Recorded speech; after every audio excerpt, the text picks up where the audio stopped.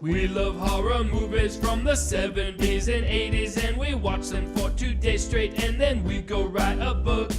Now we're looking back at every title, one at a time, in this podcast that we put out monthly.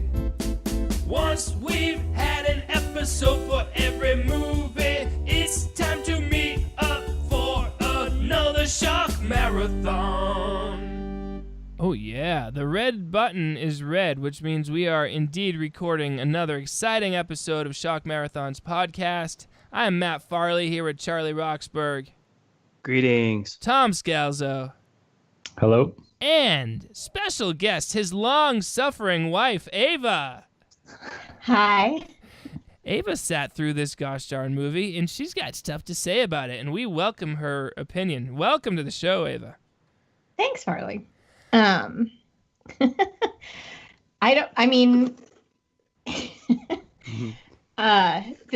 is it's quite a movie. Actually, from the first couple of minutes, it really just kicks into gear. And I appreciate that about this movie, because so many other movies that I am forced to watch are so boring. Yeah, this is legit. It takes so long to get to the horror part. True. That's a good point. Let's start with it. It opens with a close-up on a payphone in a subway. Some punks run over an old man on their way up the escalator. Jerks. Unrelated to phone terror. It's just general light subway terror. Yeah. This is how Canadians view New York City. It's like everything is horrible all the time.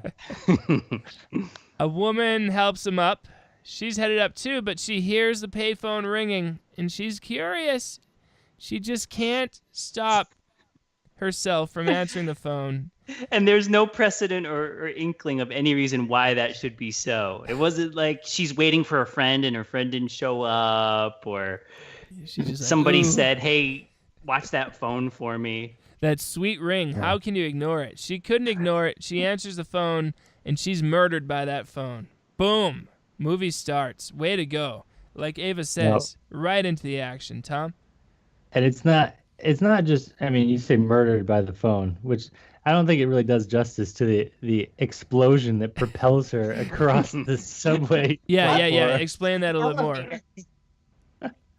Well, first she starts to shake as the sonic vibrations enter her brain or something, I guess, is what's happening. And then eventually the pulse becomes so intense that the phone bursts into flames, and then there's like a thunderclap, and she gets thrown all the way up the escalator, right? Yeah. And that's good because, it could have just been that they just, boom, die. But they're like, we got to do something. And they gave it a little bit of action, so I like that. That's good. I think the higher budget version would be like Scanners, where they actually explode a person. But this was the cleaner, easier to film, and also better for like not getting. It's not really a rated R movie. I don't know what the rating is, but it's pretty clean. It's not super scary. No real nudity to speak of, I think. It is rated R. Oh, okay. Well, it's a light R. Light R. Yeah. In the opening credits, my version is called Bells. The original title, apparently. Did it say Bells on your VHS, Tom? No, it did not. Charlie? But it was a video, it was video titling. Yeah, mine said Bells. Tom was the only one watching a legitimate magnetic tape copy here. But Bells, not so catchy a title. What were they thinking? Yeah, real bad. All right, what's the guy's name? Is it Nat? Nat Bridger. Nat. Okay, I was calling him Matt the whole time in my notes. Nat gets a phone call. Is that right? He's reminded of a curriculum meeting at 2. He says no way because he has a conference to attend. There's a major grant riding on it. So this guy is a suave, ecologically obsessed, dissident, I guess. Charlie, yes? Yeah, he sort of makes his own rules. He's he's good and he knows it. And I think he is an up-and-comer in his field. He's so confident. He's cool. Super confident, and he keeps the movie going. He's never boring. Richard Chamberlain, right? Yep. Yeah, he's the real deal. Let's listen. So he's a college professor. Let's listen to a little example of what it's like for him in class. Growing together, the fusion of man and his capability, of his planet and its resources. Power over technology equals control of destiny. If man's going to control his future, he's got to learn to control his machinery. Now, George? So what are we supposed to use with that smelter out by Highway 10? I mean, the nitrate crud it belches. One step at a time. Patience, process, perseverance. So far, we've had patience, now process. You know what a writ is? Good. Well, you call Judge Thompson, use your facts, get a writ. He may not give it to you right away. That's where perseverance comes in. What a class. That's great. That's great. I buy every moment, and I buy him in this role too. He sells it. He does sell it, but what's fascinating is like the movie has that underlying theme of like environmental concerns that is like it's kind of bizarre, especially since like the big bad is the telephone company and not like say an oil company or something that would like I guess it's an oil company is not as murderous, I guess, as the telephone company can be. You never know. I know. And it's just one specific guy, one specific outcast of the telephone company, right? Because they kind of try to push that it's like the evil phone company, and I guess they're only evil in that they're not publicizing the fact that they have a rogue murderer, but they even have a good reason not to publicize it. So it's like, it's real weird. There's no bad guys. So now Nat is visiting Phil at a farm. Phil and his wife are devastated over the loss of their daughter, who's the one who died in the subway. At the beginning, she was just 19. How could she have a heart attack? She was a student of Nat's, and he vows to look into it. Because this guy, he's a humanitarian. He cares so much, huh, Tom? He does, and it's so unnecessarily complicated. I kind of love it. It could have just been he was her brother, and a vigilante quest for justice. But no, he's her teacher who also has a beef against technology fostering companies. It just happens to be avenging the death of one of his students. It's so unnecessarily complicated. He's got a professional revenge-seeking element to him, wouldn't you say? Oh yeah. And so unusual for a teacher to know his student that well that he goes to the parents' house, Yeah, it's too much. Meanwhile, we see the big evil office building of the phone company. Do we ever know the name of the phone company, Charlie, or is it just the phone company? They might say something telecom at some point. So funny. That's as good as I got for you. So a guy answers his phone. His name is Gordon, and it's Smith who's calling him. Is that correct, Tom?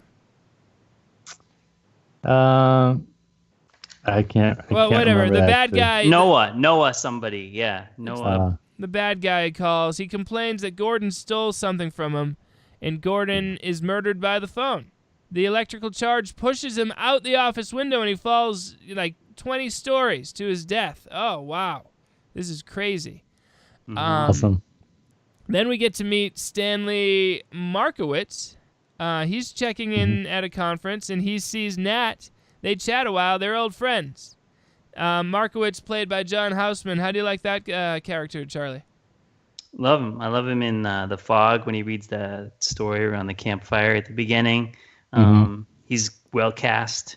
I buy him as like a guy who would be an advisor, like, an ecological advisor and a respected professor. It's fun. These two are good together. It's so funny that this is the field that our heroes work in, though. It's like, it's just so like technical seeming, but it turns out Nat's gonna stay with Stanley, his old mentor, while he's in town for this conference. Nat hops on a payphone looking to get the remaining belongings of the girl who died at the beginning of the movie. He has no luck. The police officer on the other side of the line hangs up on him. And so, naturally, Nat goes to the police station to have a run-in with this officer, and let's listen to it. Look, A report comes to me, I read it. That makes me informed. Now, everything I know, I've already told you. So if you've got anything else on your mind, you better make it fast. I don't like wasting time.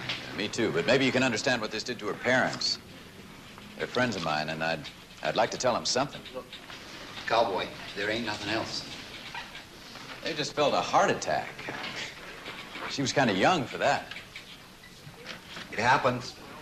Medical report says it was the probable cause of death. Probable meaning she wasn't raped, stabbed, shot, bludgeoned, strangled, or cut in little pieces. She died of a heart attack in a museum subway station. Didn't anybody stop? I mean, to help her? Look, she died. That was it. Some old bag lady was there.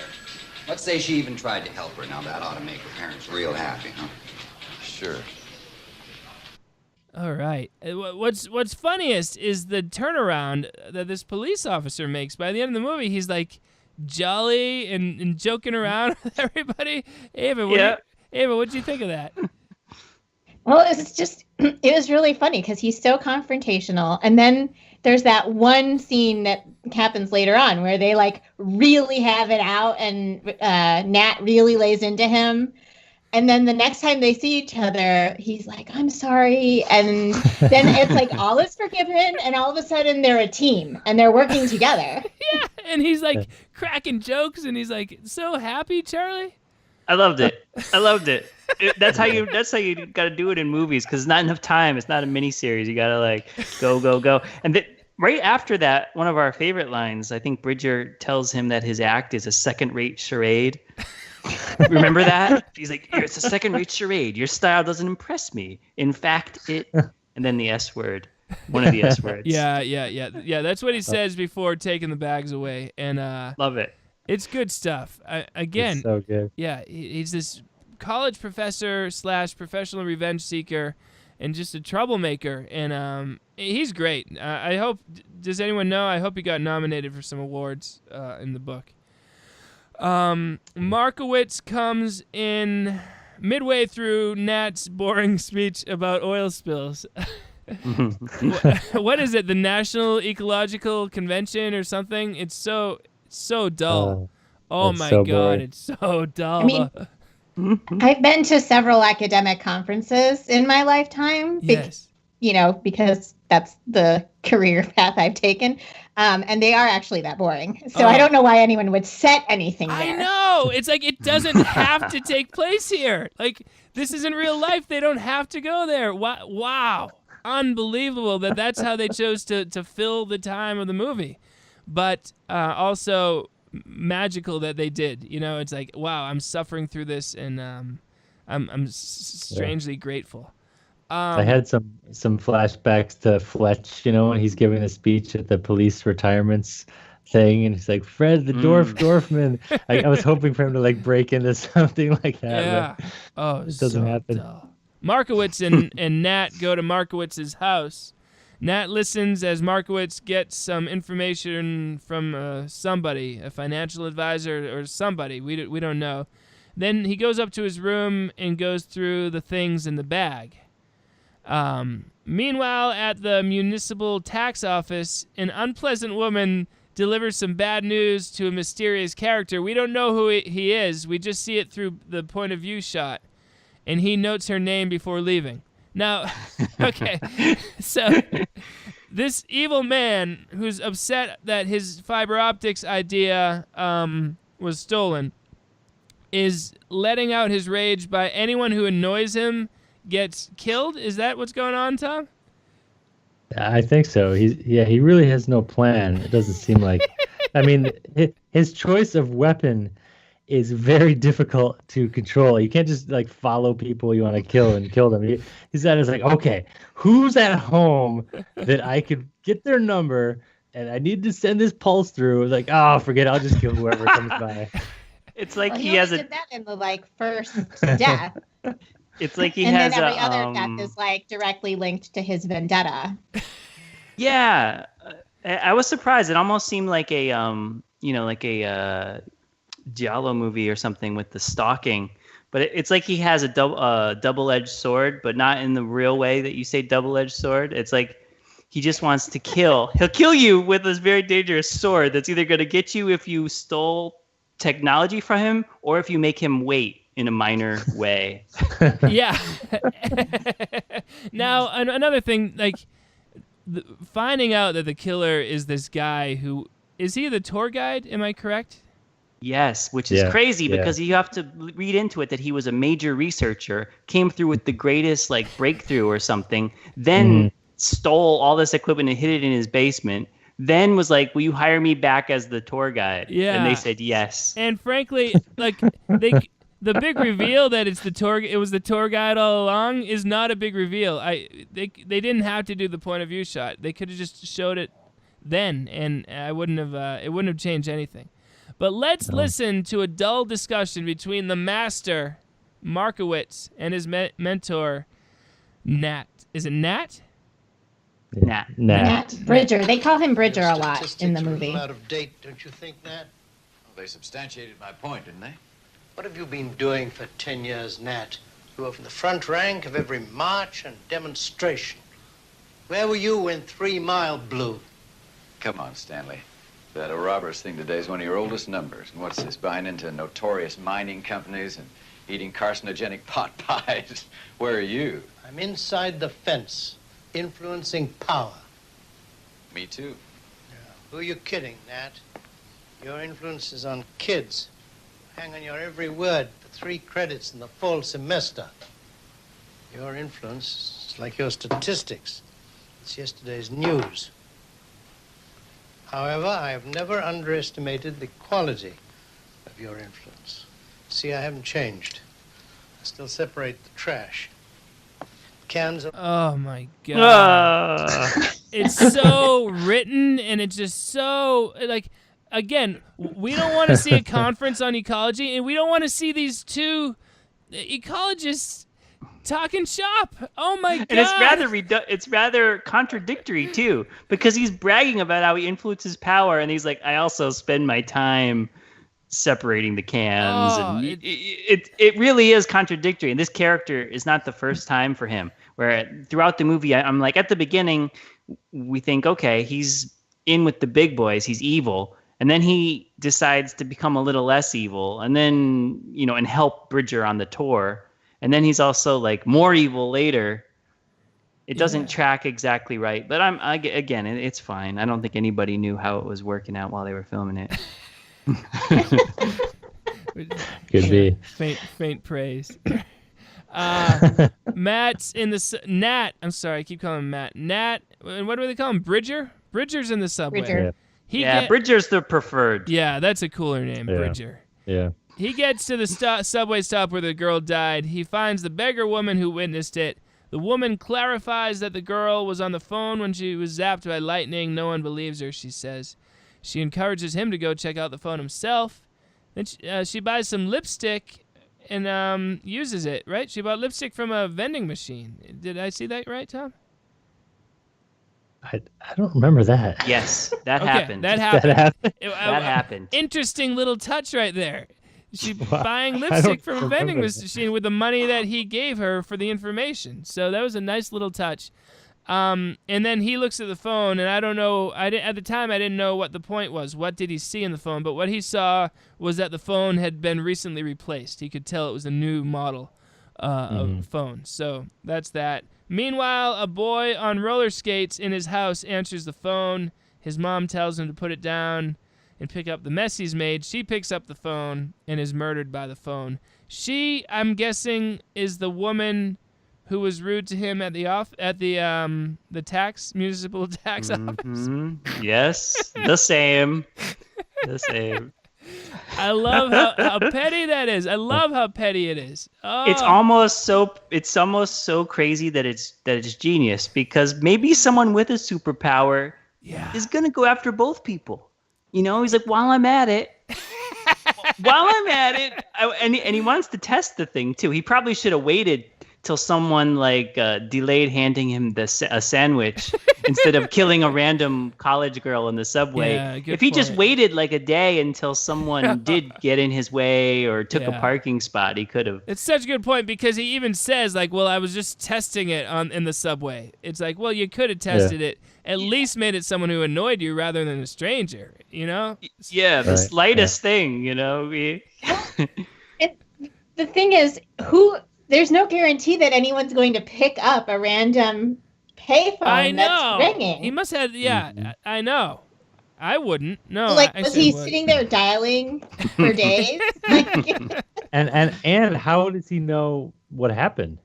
Like he, I guess he read the news or something, but like if he doesn't know the person, he doesn't necessarily know. And the official story doesn't even report about getting zapped either. You know? Right. Exactly. Yeah, and he wouldn't even really hear it because the second the zap goes through the phone, that's all shorted out and broken probably. The whole movie is a mess. But anyway. You know what? It looks beautiful. I'll say this before I forget. It does, These Canadian movies from this time, it kind of looks like The Pit or maybe that Visiting Hours or something. It's got this quality, enough quality and professionalism to be easy to watch and hear and everything, but not so slick, and everything looks kind of lived in, or the early Cronenberg movies. Great. I was happy every second. This is like what I would watch on TV on a Saturday morning in October on like the free local channels or something, It's great. Yeah. Yeah. It looks nice. Nat Bridger calls the police officer, telling him about the phone theory from the bag lady. The police officer doesn't want to hear it. He's heard the theory and it's ridiculous, and he spared Nat by not even telling him about it previously. So Nat uses his magnifying glass and discovers burn marks on the earrings that were in the bag from the dead girl's belongings. So there's a clue. He goes over to the telephone company to try and find out why the subway station phone was repaired. And a beautiful employee named Artie. Artie, is that her name, right? Her name's short. Ridley. Yeah, Artie for short. That's her initials, yeah. She notices him. They flirt.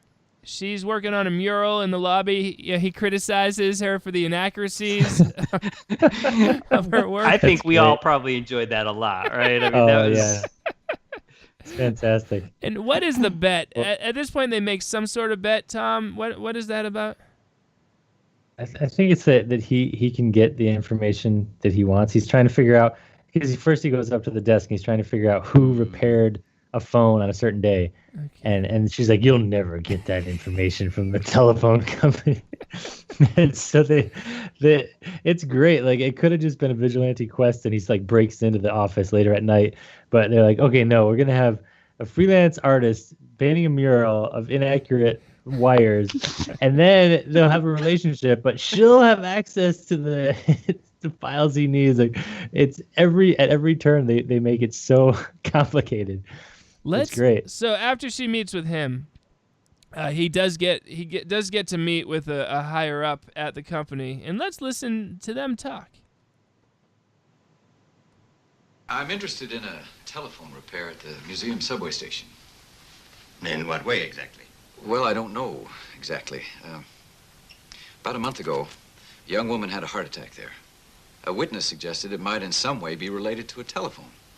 I noticed that one of a series of public phones had been replaced. Well, maybe the two are related. I don't know, a malfunction or something. That'd be impossible, of course. Of course, but maybe I could just find out why the phone was replaced. I suspect it didn't work. Could we speak with someone in your service department? With all respect, Mr. Bridger. With all respect, Mr. Bridger, and I'm not saying you environment people don't do a lot of good. It's just that, well, statistics show sometimes the do-gooder attitude arises in people who are, shall we say, basically paranoid. Okay, so now what we're about to learn is that the guy, Bridger's going to point out, I never told you what line of work I'm in or where I'm staying. Okay, so Charlie, what does that even mean? Like, he just showed up at the office. It means his goons have been looking into things, and they check Bridger out. Wait, the telephone company's like, just be aware of anyone on Earth who might be looking into this? Is that like, or did the goons get this info from the moment between when he checked in at the desk and when he got upstairs? That's very possible. I think his buddy is Houseman knows about it. Yeah, Houseman is spreading the word because that's true. He's in with these guys, so he's probably told them, Bridger's sniffing around this phone thing. We got to put a stop to it. It was Houseman.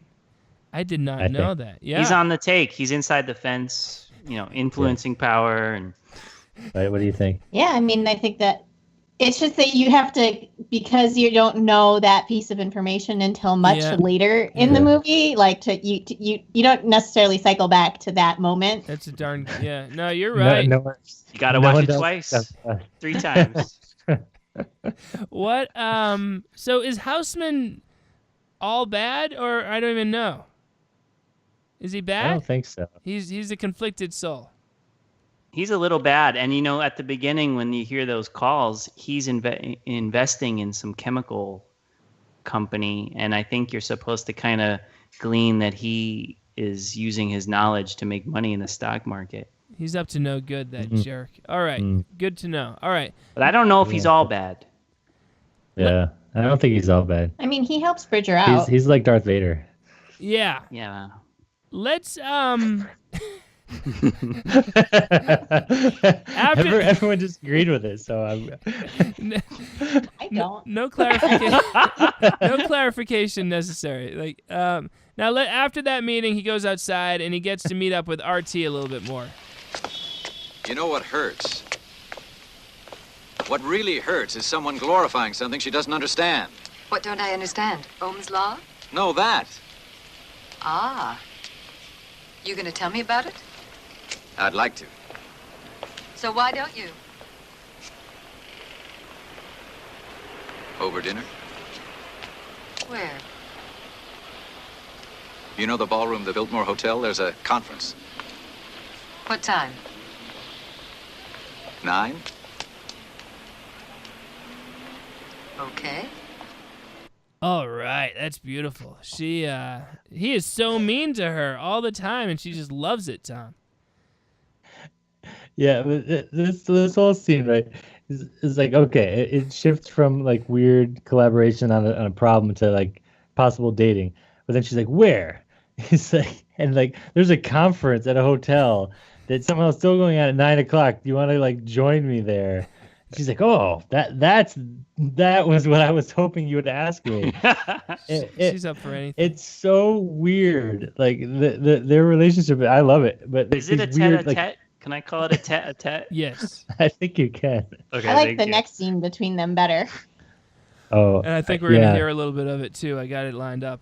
I mean, it gives us that bonus soap opera qualities we're looking for, and this is really like an adult's horror movie. Yeah. You know what I mean? The teens might be bored with this, but we're hanging on every word and thoroughly entertained by everything.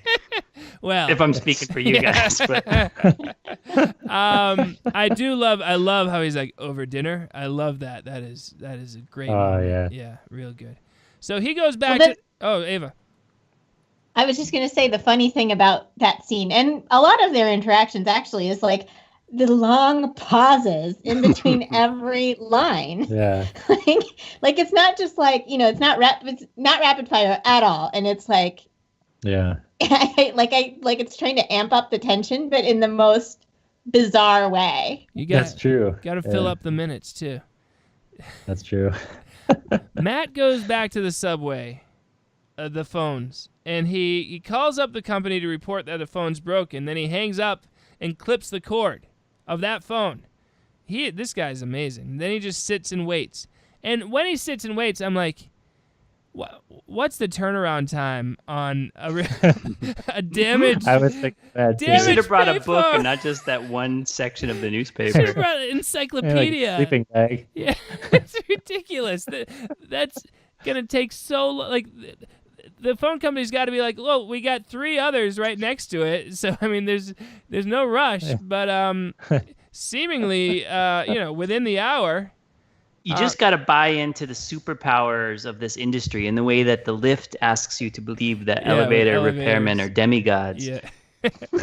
So we see, we get to have another moment where the evil genius is mildly annoyed by a service worker. In this instance, he's trying to get into a bank. I think it's a bank or something. And the lady's like, "Sorry, we're closed." And he's like, again, it's just from his point of view. And I guess he sees her name on the name tag, and he's like, "All right, I'll note your name and look it up in the phone book tonight, and then I'll kill you. How do you like that, lady? Don't let me in." Like, it was after hours, right? I mean, she wasn't That's being mean. debatable. Okay. There is a possibility that they closed early to have their birthday party.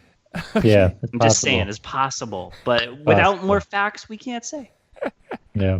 We can't say. They do cut away to the clock a few times, but it's hard to see what time it is. So it might have been trying to hit. And we need to know what day it is, because the bank might have different hours on different days.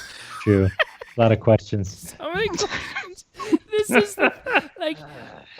it's so unfocused. It's so unfocused. I love it. This is the most unfocused of them all, right? Yeah. I'm just gonna murder you because he's anyway. So that's right. His beef is against the phone company. But he doesn't really take it out on the phone company. Just the one guy in the office. Mm-hmm, right. One guy. But I mean, he could take out the head guy like whenever he wants. He could just call him. I guess if I'm thinking like him, But revenge is a dish best served cold. Also, what he's thinking is, I'm ruining phones for everybody. If the world finds out that phones can kill you, then boom. So that's the only reasoning. But it's not worth that much thought. Like the plot of Cars 2. Oh, I haven't seen it, but I'll take your word for it. The repair guy shows up at the subway remarkably quickly after Nat reported the issue. Nat chats with him and is able to get crucial information about how the other phone had been burned. The repair guy thinks that someone who dislikes the phone company is getting back at them with a blowtorch. Which is a funny theory to imagine. Now, here's the date that Ava referenced. The next scene between Artie and Nat. And once again, Nat just being an obnoxious jerk. Hang in there. Where does it all hit you? Here or here? I don't get it. Well, if you see a spider's web, do you let yourself think of dewdrops and a misty morning, or do you just think geometry? I don't think about problems. I just think about opportunities. Never had the advantage of suffering. But it doesn't diminish my sensitivity or my talent. That's good. What's good? The advantage of suffering. Oh my God! So written, and he's I know. such like what did Ava? Let's get some female perspective here. What does she see in him? I honestly don't know. That whole scene, during that scene, actually, that was one of the scenes that I was more vocal while we were watching the movie. So I kept adding extra dialogue because clearly they were talking these nonsense words, but it was all like, "I want you, I want you," and then they like go into the bath. They take a shower. Was it, or that happens? It's coming up. I don't know. That comes up later. I don't know. It's just like, oh right. So this one there's just like, yeah. There's I think he like leaves. They're walking side by side. I guess it's after that date that they agreed to. I'm guessing. Yeah. Can I give 1 point to Bridger though here? Yeah. I think RT is completely dancing around the spiderweb question. She does not answer the question at all. Do you go for the nostalgia part of it or the geometry part of it? And she says, I don't see problems. I see opportunities. We're not asking you about problems. I'm asking you about dewdrops or geometry. Pick one. But that is so like such an example of the kind of dialogue in so many of these movies where someone's response does not fit with the person's answer, and it's usually question, and it's usually when they're having these deep talks. And I'm thinking of Sorority House Massacre, of course, where it's like of course. they're not having a conversation. They're just taking turns saying sentences that are maybe about the same topic. That is true. exactly how that. There's a That's couple. This whole feel here, I was getting a very like Gordon Lightfoot kind of essence in the air. There's some of his lyrics that don't really make sense either. Like, and it was reminding me of this, and also the era and the beard and everything. I think. Well, and it's Canada too, so maybe it's a Canadian thing. All right, now the woman who wouldn't let the bad guy into the store or bank because of the office party, she's on her way home. The phone's ringing. It's a Mickey Mouse phone. She gets into her place just in time to pick it up, and she's murdered by the phone. And the guy on the other end even mentions that he's upset that he was not allowed into the store. You don't know what it's like to be kept waiting. Is that? Oh, that's his line. You're right. He says that. Yeah, but she certainly probably does. You're right. Unfair. Right. So now we're back to the date. So the date's still happening. Nat continues to be a jerk. He becomes intrigued when she mentions that the phone company gives her tours of the labs. Then on the sidewalk, she says she's going to go get a cab. Someone snaps a photo of them. So, okay. And there's the maraschino cherry. Do tell. This would be a line that you would have picked, Tom, for the end. Maybe you did. Red dye and a maraschino cherry can kill you. Why not a telephone? Now that's written and glorious. So good. So, okay, It's so good, yeah. The phone company has hired a guy. Probably Houseman is behind it, I guess, now, in retrospect. Tom, is that the fact? I think so. I mean, I don't know if he set it up, but I think Houseman tipped off the phone company head guy, that you got to keep an eye on this Bridger guy. He's sniffing around, and so they set, the telephone company has goons that they can hire to keep tabs on you. Mm-hmm. Okay, but let's talk about how terrible this guy is at following. Yeah, that's true. He is not good. he's like right behind him. He's taking pictures. Like then he looks off into the distance. When Bridger turns around, like, oh, I'm just tourist sightseeing.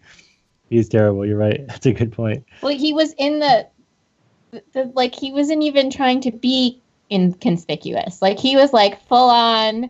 I'm taking pictures of this dude, and then I mean that whole scene is actually like really terribly blocked. I don't know if those people were actually extras or if they were just random people walking, because there's one chunk of the scene where Richard Chamberlain, Nat, is like walking next to some random extra, and they're not talking at all. Yeah, they're clearly not supposed to be walking in time.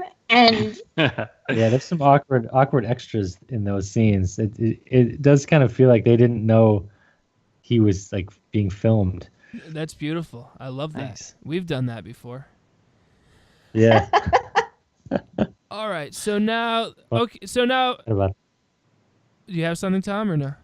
No, I forgot about that scene. Yeah, I'm glad we mentioned that. Now. Nat is back at Markowitz's house, and the local chief of police from where Nat normally lives calls to give Nat the lowdown on the cop, on the mean cop that he's dealing with here in the big city, and so I guess later we're gonna learn that this information is essentially that the mean cop used to believe in justice. He used to care, but he's lost his focus, right, Charlie? Yeah, he's like the star player who used to be great, but then gave up a little bit and became cynical. That's great. Markowitz chastises Nat for going on another quest, but then he also mentions that he's the environmental consultant for the phone company. Ooh, that's interesting. So Nat returns to the police station. The cop says, "What do I need to get rid of you? A stick, a spray, or a roll-on?" Ugh. Oh, terrible. But so hurts sweet. so good. Yeah. So good. Yeah, I mean, yeah, because you couldn't get it. I don't know if you could get away with a line like that nowadays. Well, I'm gonna give it a try. I'll come back to you. One last thing I'm gonna insert here. Not last. I lied. Another thing. I don't know that Bridger would keep trusting Markowitz as much once he learned that he was the environmental consultant. I almost feel like that would be a big rift. Maybe not even from his plot of or his revenge thing or investigating this, but just from like, I'm your friend or not. Yeah, yeah. Anyway, right. That's just a note. Noted. They both get okay. So yeah, he did that. The cop does that line about the roll, the deodorant joke, I guess. And then they both get into the elevator where instantly Nat grabs him by the jacket and he has several demands for the officer. He's trying to light a fire in this cop who used to be unafraid to shake things up. Oh, Ava, what a moment, huh? That was quite a moment. 0 to 60. 0 to 60, yeah. Tom. Well, and it's like he's assaulting a police officer. I know.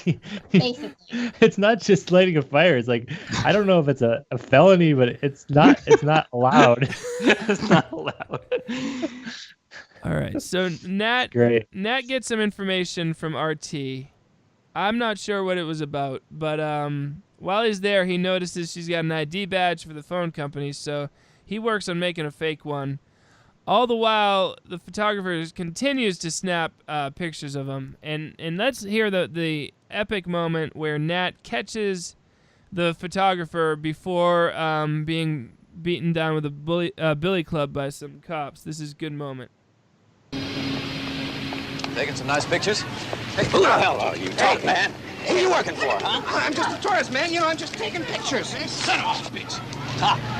Hey, somebody call the cops. This guy's crazy. Call the cops.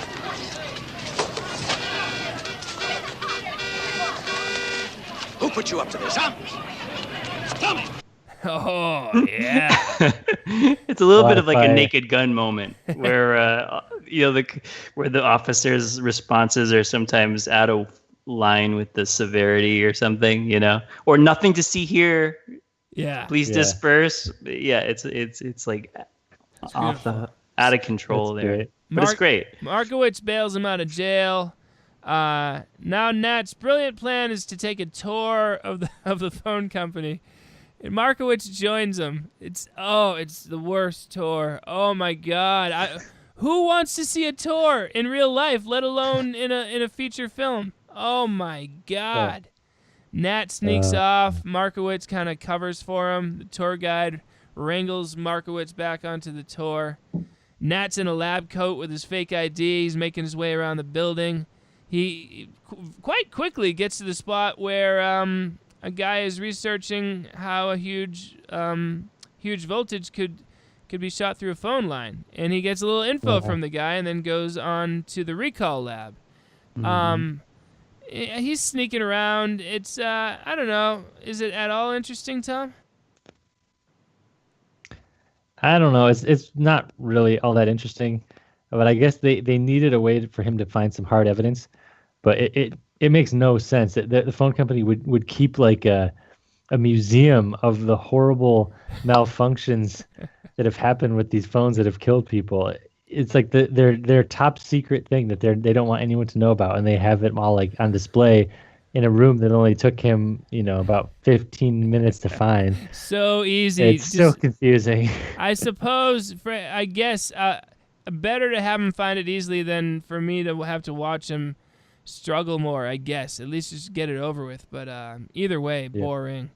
The boring tour in the best possible way, where boring as in like I'm hanging on his every action and thoroughly entertained.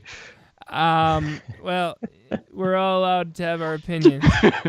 Meanwhile, I do like though that when he was found out, it wasn't like Bridger's in the room, get him. It was just like some security guard like happened by. He's like, oh, did you find what you're looking for, sir? He's like, oh, no, I guess not. And your papers in a room. So anticlimactic.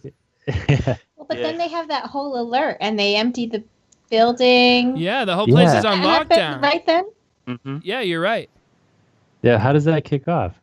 It kicks off because when he's going into the recall lab, that's when they notice him, and then like the guy a few floors up sees him, and then they kicking everyone out. Even Houseman is being kicked out, but I guess Nat's able to sneak away because the next thing we know, he's hanging out at Artie's house.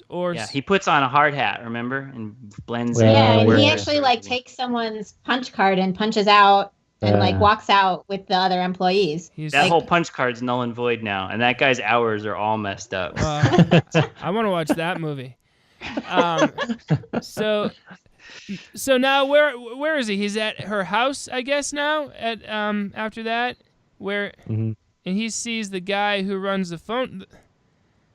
The guy. Okay, he gets to her house, and the head of the phone company is there, and I guess they're firing her as their mural artist.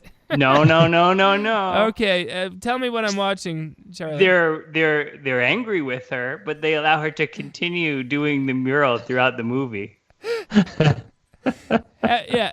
Yeah, they just take away those files that they had randomly left in her home / studio. The clearance level for the artist mural. needs everything. The mural artist needs all of our sensitive documents. Bring over 20 file cabinets. And they have the photos of Nat and Artie to be like, we know what's going on here. It's just like, what? It's awesome. But pretty soon, I think Nat or Nat says they run the world and they're scared. And I like that. I like anytime the industry is blown up out of proportion. I loved it. Let's listen to that exact conversation. Oh. Don't let them fool you, Artie. They're scared. They're scared. They run the world, and they're scared of what? Of you? Tough Nat Bridger? What are you doing? I'm taking you up on your offer. And they kiss. So, they met yesterday, right? The way she talks to him, like, you, tough Nat Bridger? It's like she's known him for years and is just sick of his act, but she just became exposed to it. But it's great that, he's so smooth, like this superhero of a ecological, whatever. Markowitz calls for Nat at Artie's place. She brings the phone to him while he's in the shower. Markowitz discourages Nat from blowing the whistle. Then Markowitz gets a call. We learn that he's aware of what's going on, that he's a bad guy after all. The phone people encourage him to figure out how to rein Nat in, and Markowitz records this conversation along with all his conversations, it turns out. What's going on with the shower? So they kiss, and then he's like, I'm going to go use your shower. Is that the order of events there, Tom? Or did something happen off camera? Do you remember? I think that it's like they were naked at some point together, and then he's showering post. But the thing is, post shower, then we see them in bed together post shower. So it was almost as if they were like, he was like, I'm all dirty from that tour. I'm gonna go. I'm gonna go wash up. Not that it matters that much. They're supposed to be going again. Second time around. The romance is very. This is getting very torrid. Intense levels of romance here. So that's what they're going for. Got it. This is getting really PG-13 for us. Sorry, ladies and gentlemen. So now Nat and Artie talk for a bit. She explains how her stepdad once punched her with a closed fist. She shows him where she was hit in the mouth, and so he kisses her. And then Markowitz is murdered by his phone. We keep cutting back and forth between those two things. Good riddance. I don't know. I know you like Houseman, Charlie, but I'd had enough of him. I guess you're right. But one thing is that's funny, for all the trouble they get and time they take showing the tapes, it really pays off so little. Yeah. So poorly. It reminds me of Tommy in the room. I will record everything, and because right when Bridger goes to Markowitz, obviously he was killed by the phone. He already knows, and he takes it. He sees like the burned part. I mean, I guess something is on that tape that got recorded, but it's not a secret. that the phone killed him. Yeah. It Well, helps that's them how they identify The sound. the voice. Yeah. I guess that's true. Okay.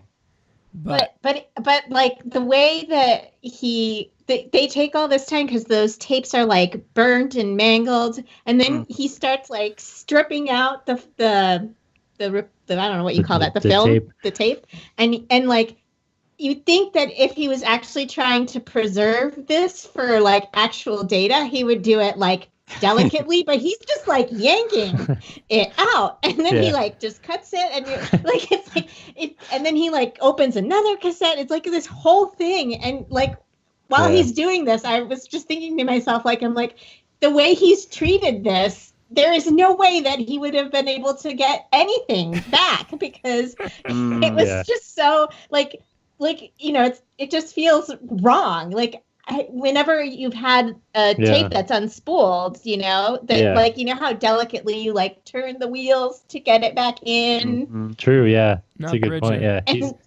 He's not delicate. Not Bridger. Bridger knows what he's doing. And they're able to basically put that in, because this part I must have like glossed over for a second. They put that in a new tape and they play it back, and then RT is the one who says, "I know that voice." Did that happen? Yep. Yeah. That's that happened. Yeah, it's so uninteresting.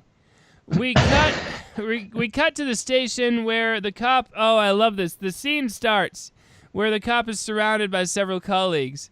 And we cut in right at the end of that conversation. It was like, all of you, get away from me right now. And then they just all disperse. Oh, I love that.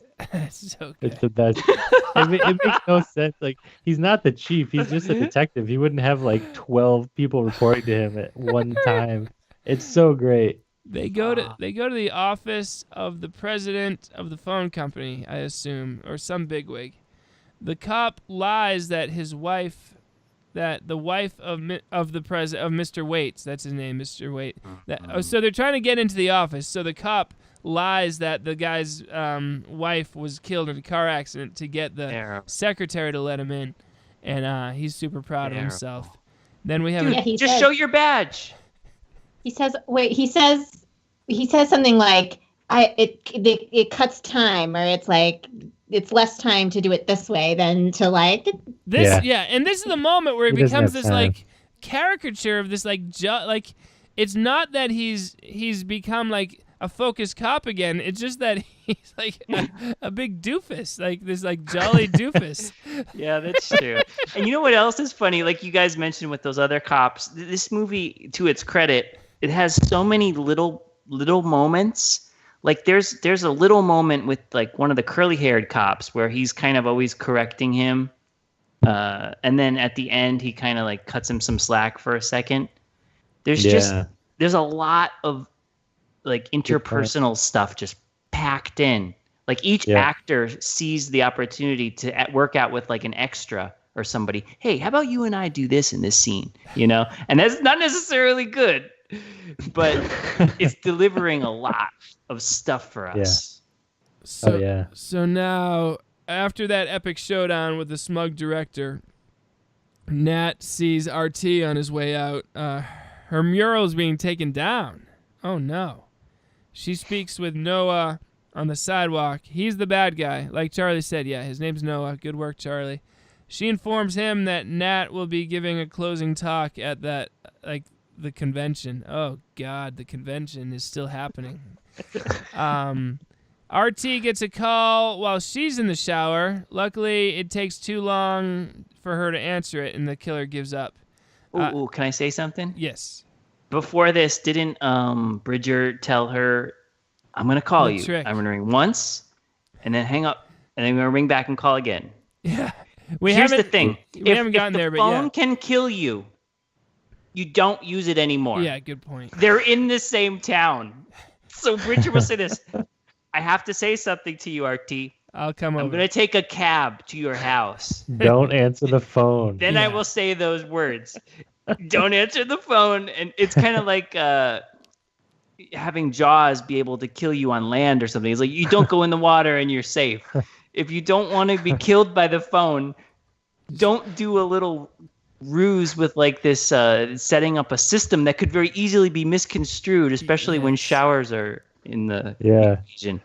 Yeah, people are much too relaxed about answering the phone when they realize that this is happening. Very good point. Well, it seemed like in spite of this being like a very intense drama for like the people immediately involved with the story, like you never get a sense that everyone else in town is concerned about these phone deaths. Like you never, like, you know how a lot of movies will show you like headlines and things. Yeah. Well, the phone company is so powerful. They shut they down. shut it down. I think they have shut down the media's. The media doesn't know. Only Nat was able to put it all together, which is an indictment on the local media, really.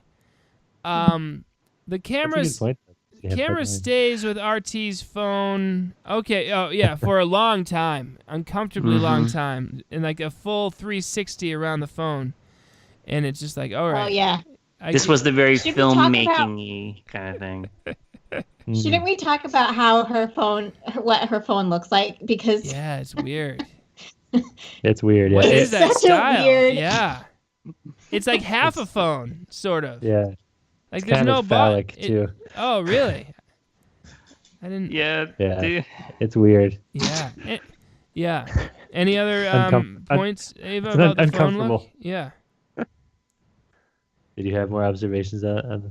No, I mean, it's just like the shape of it was so phallic. Interesting. And then there's that, when it does that 360 around it, like it's just such a weird. Yeah.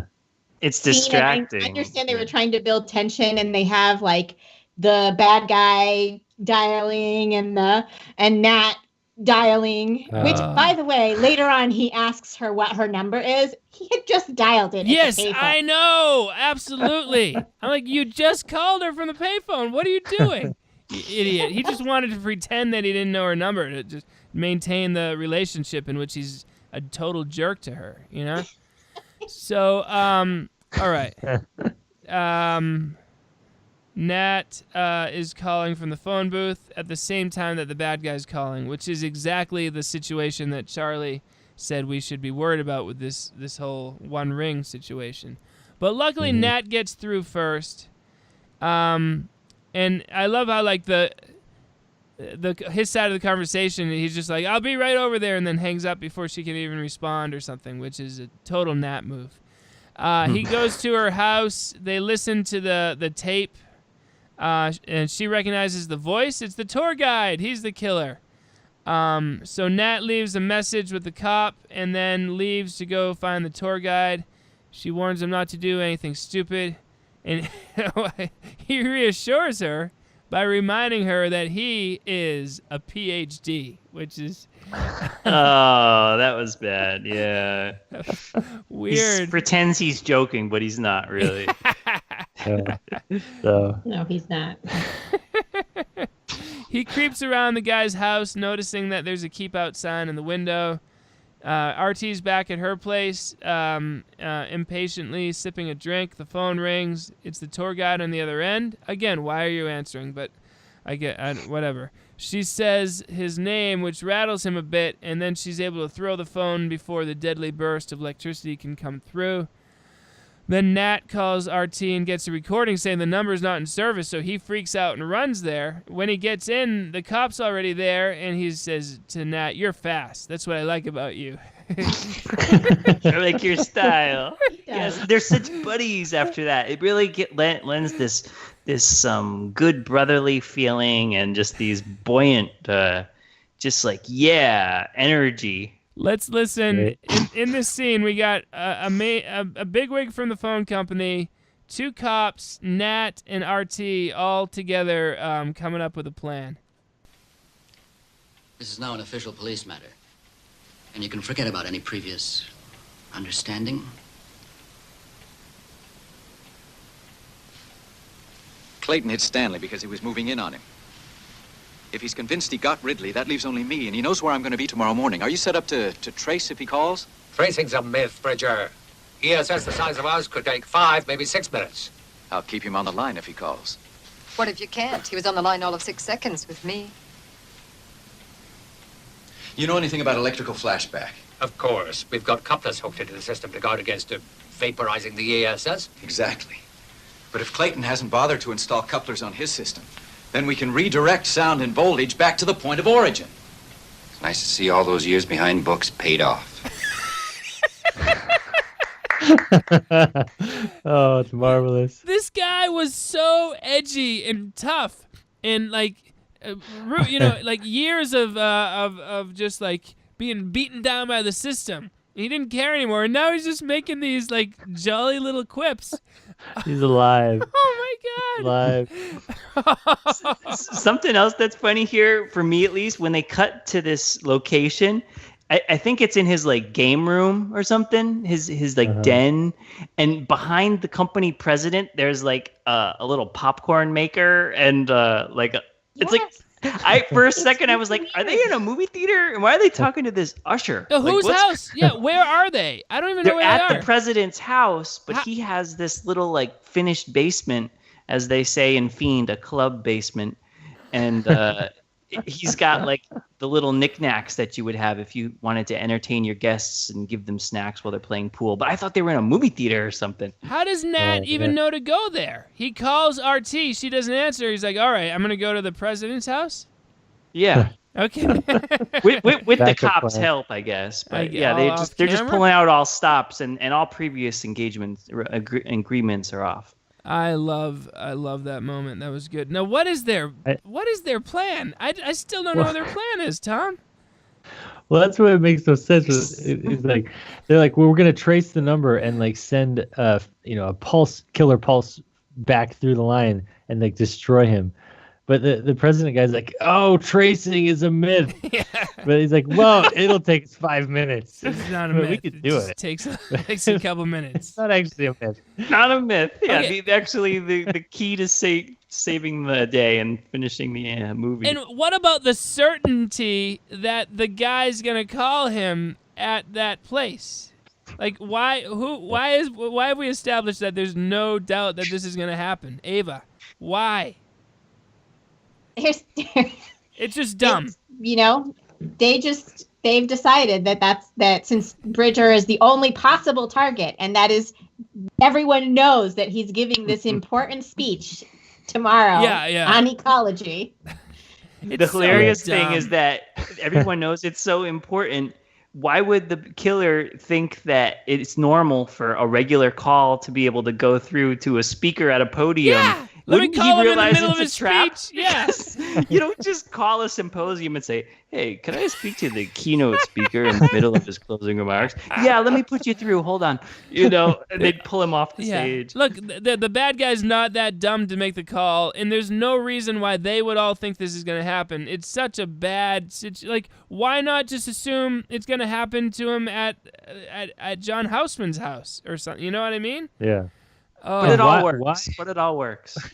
I don't understand why the killer should be trying to team up with Bridger. Like they both want to take down the telecom industry. I thought it's like, I don't know. He just gets mad at whoever he thinks about. Him, right? With him it's personal, and with Bridger it's more about the technology. But I guess so. All right, so now Nat is giving a keynote address. It's Markowitz's speech, which he then tears up right after beginning it, shocking the crowd. Oh, my God. But before he can get too deeply into his off-the-cuff speech, the cop comes in to inform him that the evil man's on the phone. Okay, we should also note another stupid aspect of this plan is that all the man has to do is press one button, and he shoots a jolt of electricity at you. What do you mean you're going to keep him on the line for 5 minutes? That is ridiculous. Tom?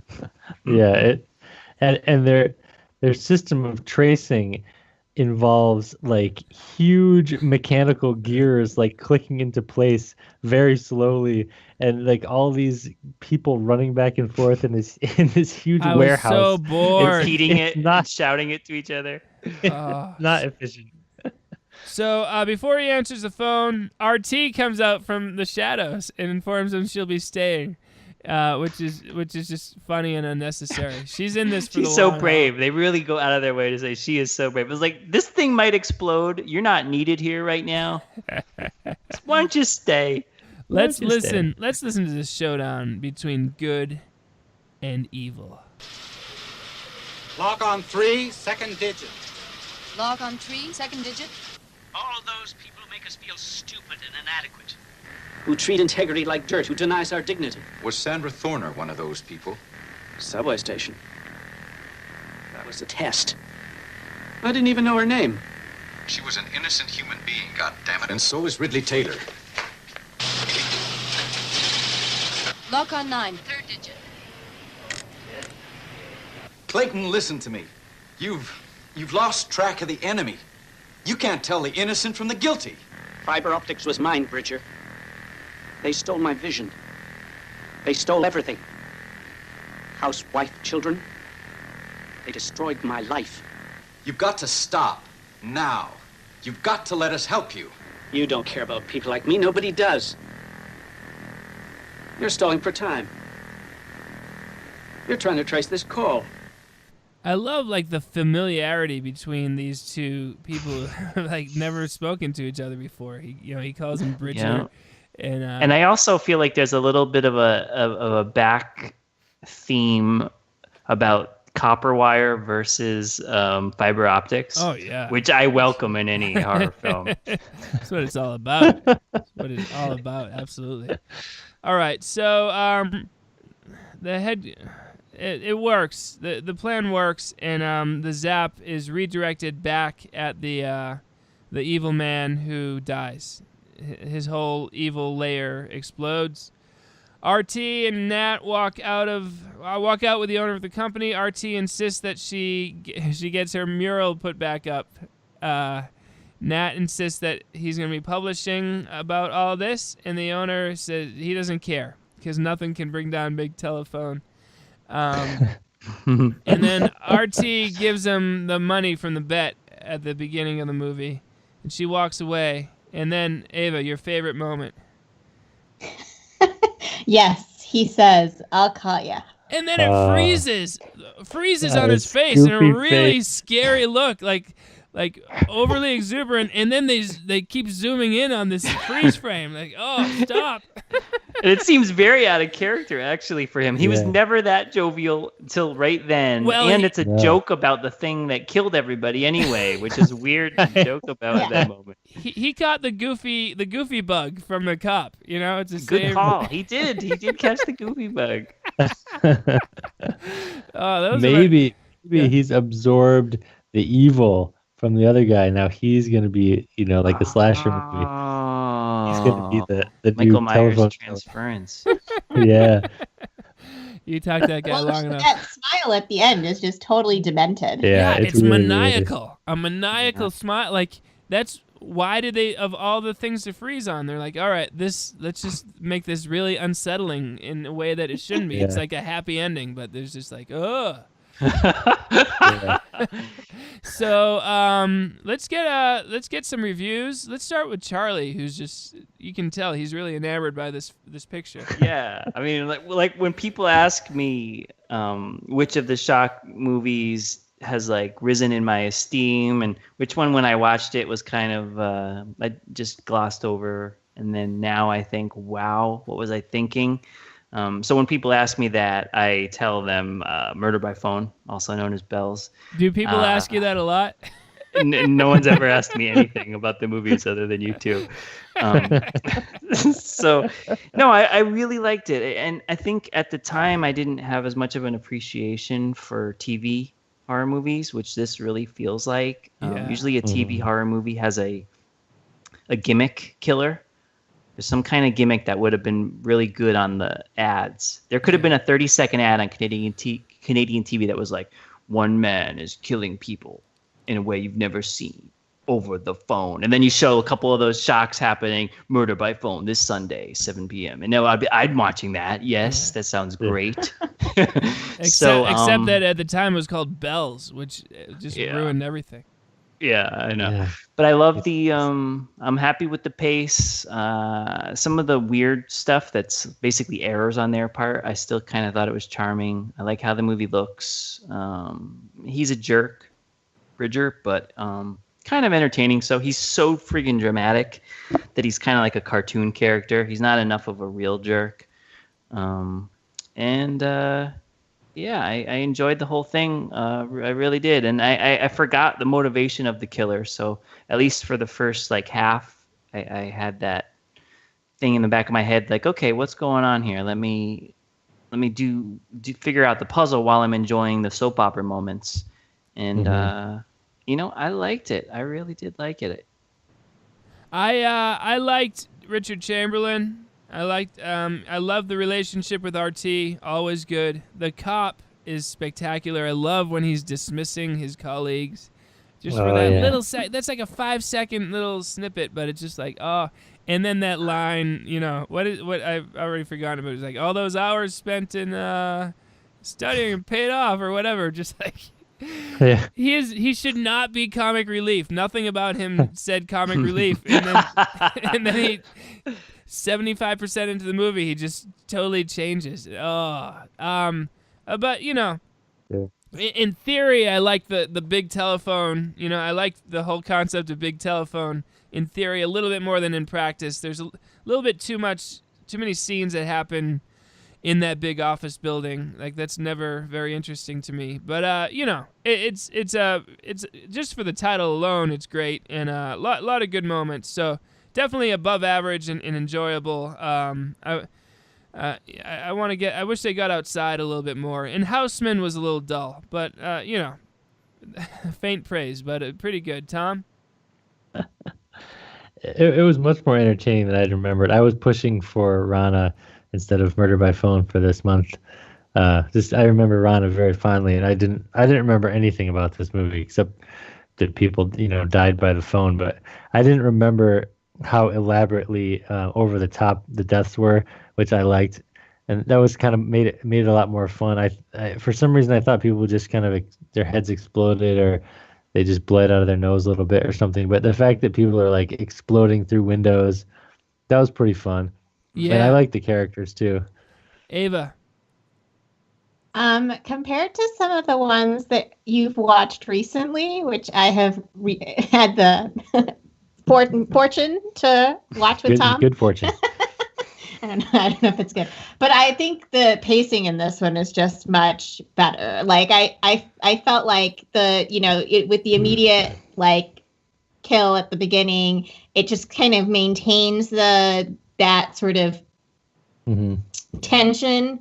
I mean, even though the ultimate who's killing who or whatever is a little ridiculous, it's always kind of ridiculous, right? So, but in this one, at least you don't have if they had stacked up all that boring conference stuff at the beginning where you're just watching hours of footage with this ecological conference, you're like, where is this movie going? Which is how I feel a lot of the times when I'm watching these movies with Tom. I'm like, when is this going to start happening? I don't know. You've watched a lot of forest movies or where people go out hiking and it takes forever for anything to happen. That's true. The whole first half hour of the movie, they're just hiking through these woods. Yeah, this one is it's more professionally written, and it Charlie said with the whole made-for-TV thing, it was people who knew, all right, we got to give these people something, and they did. So you're absolutely right. And it's not independently financed. This is the Canadian Film Development Board finance thing. If you watch Rana, it's Bill Rebane in Wisconsin, in his backyard, scraping together a few bucks, thinking, all right, this scene's done, writing the next scene real quick, this is done. This was there's teams of people who are in the industry who had to sign off on this thing before it was filmed and then on the edit and everything, so it's a lot more professional. And that does easier show. to watch. Yeah, it's easier to watch than those. Definitely. It's funny. I was not upset that this ended up winning the Twitter poll. Fair enough. I voted. It was fun to see what it would win. Yeah, I voted for it. Yeah. Did you vote, Tom? No. Okay, well, hey, if you don't vote, you That's can't complain about his who own won. fault. I voted. I can't complain. Yeah. We'll get Rana one day. One day. And then it's late Rana's 70s. great. Late 70s, right? The movie? I got 81 on the cover, but you Okay. never know. All right, 81, and it definitely it fits right in there. It feels a little more 70s to me. I don't know, maybe just dialogue-wise and how kind of dreamy and philosophical it gets at times. But yeah, it's a good piece of in the canon, huh, Charlie? Yeah, it really is. I read all of our other reviews, and we said some of the same points. I think we were a little tired for this one. It was near the end of one of the Shock Marathons, and we didn't really think about it that much. But now, with a little time to breathe and think about it, yeah, it's fun. And the regular horror person might not appreciate all the soap opera moments that much, but we do. Yeah. I love the relationship. The relationship is really, really enjoyable, and I love just the fact that she's not fired. Wait, is she fired as a muralist? I mean, why are they taking down the mural later on? I could have been wrong about that, but I know at the very end, at least, she's still working on it. Oh, she's back. Yeah. Ava, unless was she got fired? rehired, I don't know. Do you think? Yeah, I think that was really unclear because what it felt like was they were just taking away all those random boxes that she had in her apartment. Yeah, Right. yeah. Why does the muralist have so much That information? never makes any sense. What's funny is we compliment this movie on being very professionally written. Our standards are so low. I mean, in terms you of can't say pacing, that in terms of movies yeah.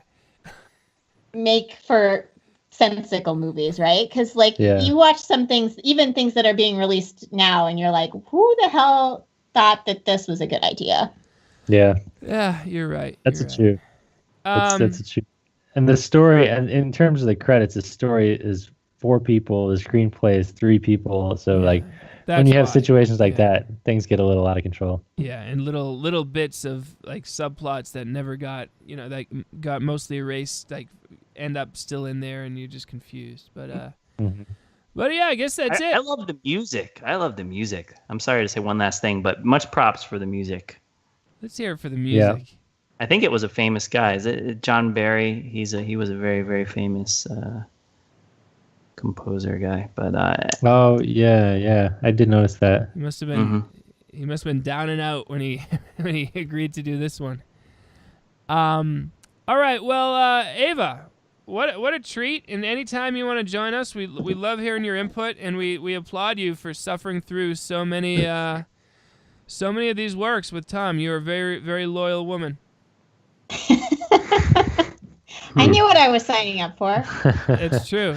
I mean, I came to the what was it, the 24-hour album marathon back in the day. Yeah, we were still just dating. I had not agreed to marry him. Wow, that's true. And I showed up to your apartment in Manchester. And you sat through early on in your courtship. You sat through some real bad movies together, right?